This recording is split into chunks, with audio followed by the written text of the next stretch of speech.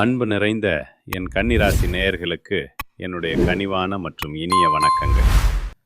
நம்மளுடைய கன்னிராசிக்கார நேயர்களுக்கு நாம் இன்னைக்கு பார்க்க இருக்கிற இந்த சிறப்பான வீடியோ பதிவுக்கு முழுமையாக போகிறதுக்கு முன்னாடி நம்ம எல்லாம் காத்து ரட்சிக்கக்கூடிய அந்த தமிழ் கடவுளான முருகப்பெருமானை மனதார முழு பக்தியோடு வணங்கிட்டு இந்த வீடியோ பதிவுக்குள்ளே போகலாங்க.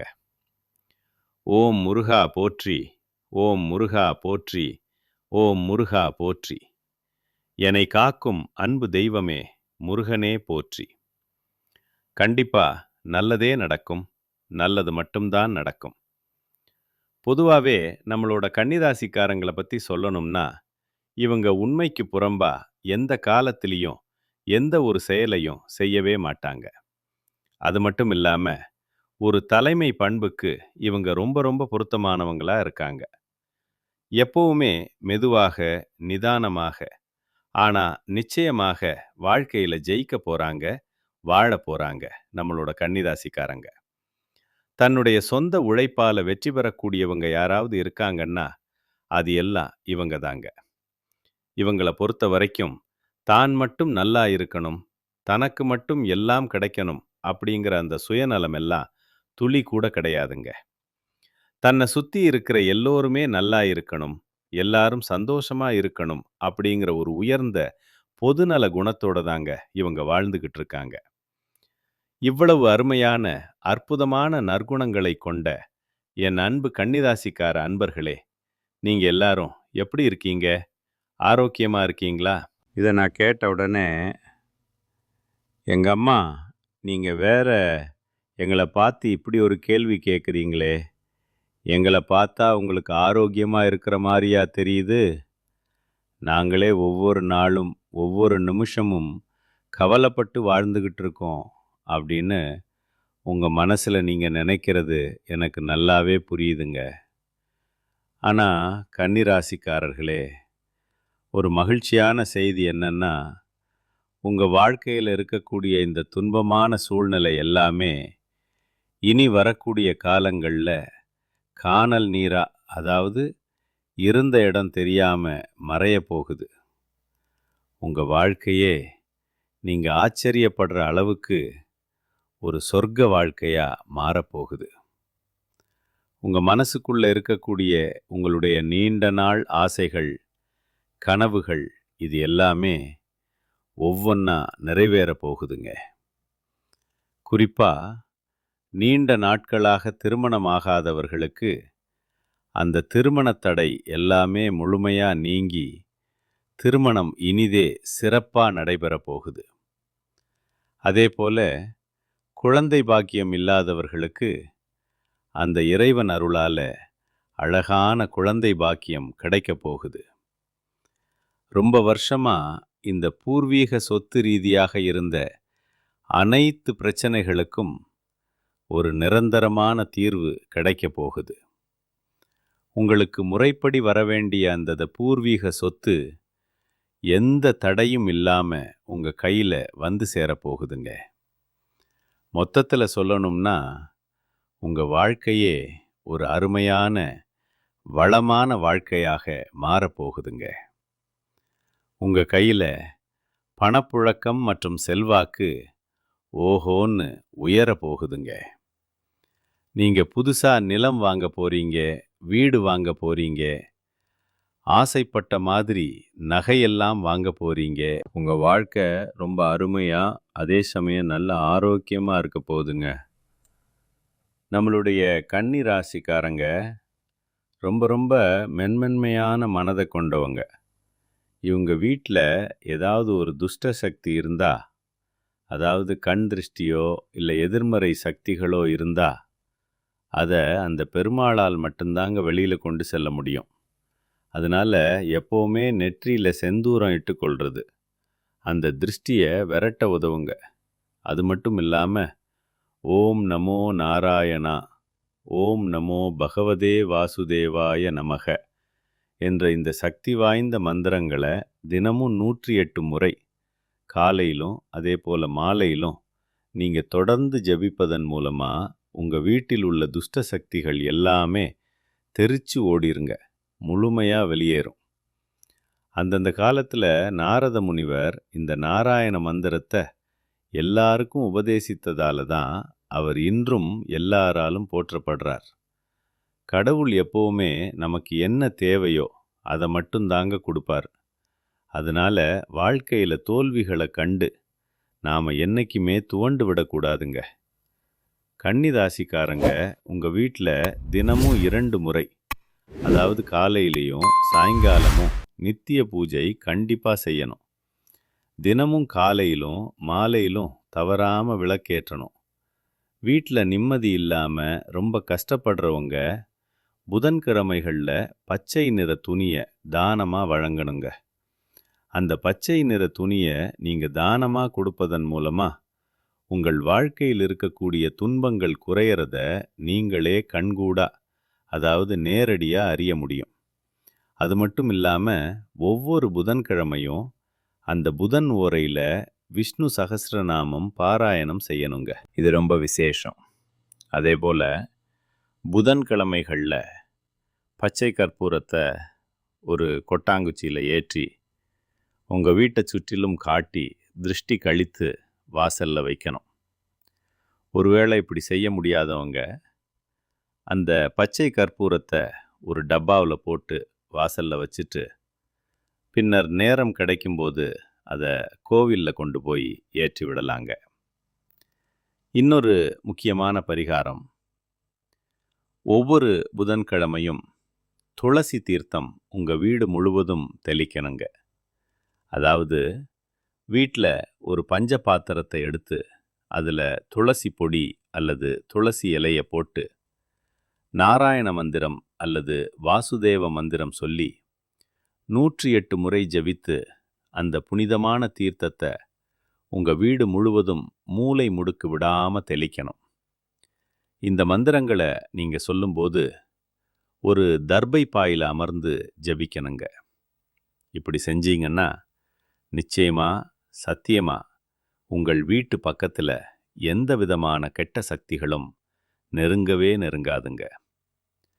பொதுவாகவே இந்த உலகத்தில் யாருங்க உண்மையான கோடீஸ்வரன்?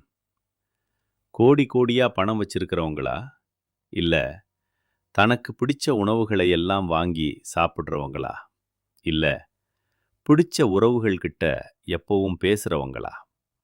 இல்லைங்க, இதில் யாருமே உண்மையான கோடீஸ்வரன் கிடையாதுங்க.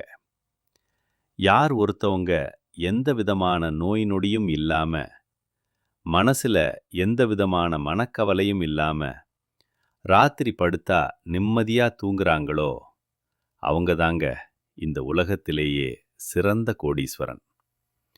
அப்படிப்பட்ட ஒரு நிம்மதியான சிறந்த கோடீஸ்வரனாகக்கூடிய யோகம் உங்களுக்கு இந்த மாதம் அமைஞ்சிருக்குதுங்க. உங்கள் வாழ்க்கையில் இனி வரக்கூடிய காலங்களில் கவலை கண்ணீர் அப்படிங்கிற பேச்சுக்கெல்லாம் ஒரு துளி கூட இடம் கிடையாதுங்க.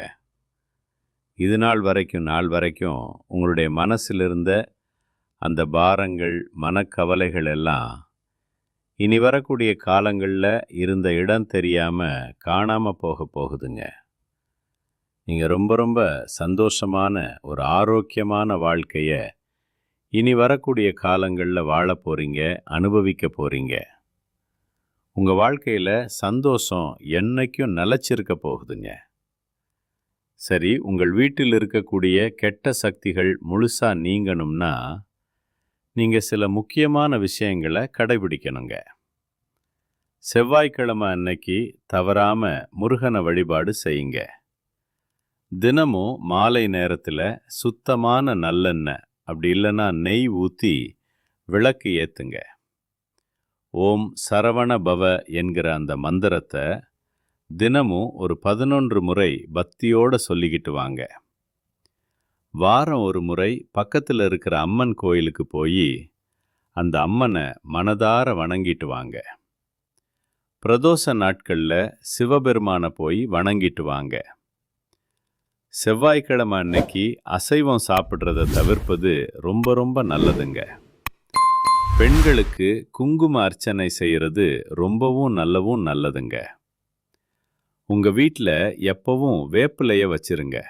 அது ஒரு கவசமாக இருக்கும்.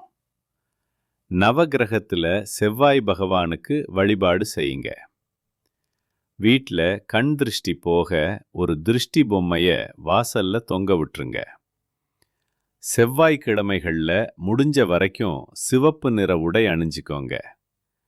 நெற்றியில எப்பவும் குங்குமம், சந்தனம் வச்சுக்கோங்க. உங்களுடைய வலது கையில ஒரு செம்பு காப்பு போட்டுக்கங்க. அது உடம்புக்கும் நல்லது. வாரத்துக்கு ஒரு முறை கடுகு, உப்பு வச்சு திருஷ்டி சுத்தி போட்டுக்கோங்க. உங்க வீட்டை தினமும் சுத்தமா பளபளன்னு வச்சுக்கோங்க. வீட்டில் உடைந்த கண்ணாடி, பழைய பொருட்கள் ஏதாவது இருந்தா தயவு செஞ்சு அதை உடனே அகற்றிடுங்க. நீங்க வெளியே போறதுக்கு முன்னாடி உங்களுடைய இஷ்ட தெய்வத்தை மனசுல நினைச்சிட்டு அதுக்கப்புறம் வெளியில கிளம்புங்க. உறங்குற நேரத்துல சரியா உறங்குங்க. காலையில எழுந்த உடனே வெறும் வயிற்றுல வெந்நீர் குடிங்க. வாரத்துக்கு ஒரு நாளாவது நல்லா எண்ணெய் தேய்த்து தலைக்கு குளிங்க. முக்கியமா கோபத்தை எப்பவும் கட்டுப்பாடோட வச்சுக்கங்க. தேவையில்லாம மற்றவங்க கிட்ட பெருமை பேசாம இருக்கிறது ரொம்பவும் நல்லதுங்க.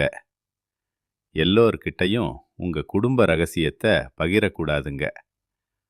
மனம் கலங்கும்போது புலம்பாம மௌனமா இருந்துக்கோங்க. தினமும் குறைஞ்சது ஒரு 5 நிமிஷமாவது தியானம் பண்ணுங்க. தீய வார்த்தைகளை பேசுறத தவிர்த்துருங்க. எதிர்மறை எண்ணங்கள் கொண்ட மனிதர்களிடமிருந்து கொஞ்சம் தூரமாவே இருந்துக்கோங்க. பொறாம, கோபத்தை எல்லாம் குறைச்சிக்கோங்க. பிறரை மதித்து பேசுங்க. தினமும் நன்றி சொல்லும் பழக்கத்தை வச்சுக்கோங்க. செவ்வாய்க்கிழமை அன்னைக்கு சுண்டல் அல்லது பச்சை பயிரை தானமாக கொடுங்க. ஏழைகளுக்கு முடிஞ்ச வரைக்கும் உணவு வழங்குங்க. பொன்னாங்கண்ணி கீரை, அகத்திக்கீரைய உங்களுடைய உணவுல அடிக்கடி சேர்த்துக்கோங்க. காரம் அதிகமாக சாப்பிடாதீங்க. முடிஞ்ச வரைக்கும் காரத்தை தவிர்த்துக்கோங்க. வாரத்துக்கு ஒரு நாள் பழம் மட்டும் சாப்பிடுங்க. அதாவது விரதம் இருங்க. வெல்லம் கலந்த நீரை தினமும் குடிங்க. சிவப்பு பூவை தானமாக கொடுங்க. வீட்டில் தினமும் விளக்கு முன் ஒரு சின்ன டம்ளரில் நீர் வச்சிருங்க. எலுமிச்சை, மிளகாய் இதெல்லாம் வாரம் ஒரு முறை மாற்றுங்க. இரவு தூங்கிறதுக்கு முன்னாடி உங்கள் இஷ்ட தெய்வத்தை நினைத்து பிரார்த்தனை பண்ணிட்டு அப்புறமா தூங்குங்க.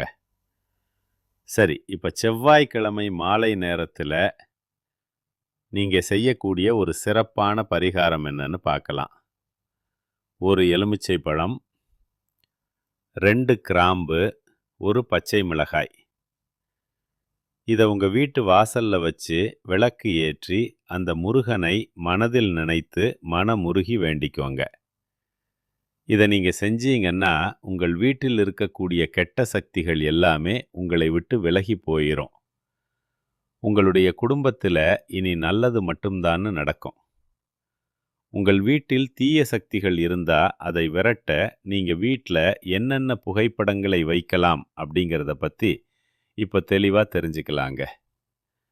முதல்ல காஞ்சி காமாட்சி அம்மன். தீய சக்திகளை அழிக்கக்கூடிய அபாரமான சக்தி இந்த தெய்வத்துக்கு இருக்கு.